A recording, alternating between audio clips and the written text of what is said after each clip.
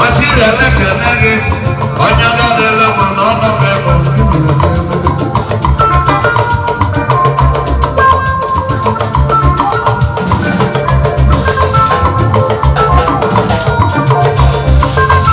ịbanye nwa bọọlụ ọnwa aka ma ọ bịa gara onye na-adịle ma nwa na mmadụ ga na-agwọ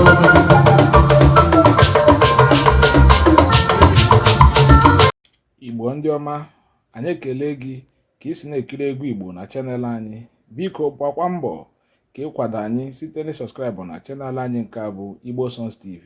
Biko sọskraịbụ ka asụsụ Igbo wee na-aga n'ihu, ka egwu Igbo na-aga n'ihu, ka omenala Igbo na-aga n'ihu. Udo dịrị unu. Welcome to Igbo Songs TV. Please subscribe.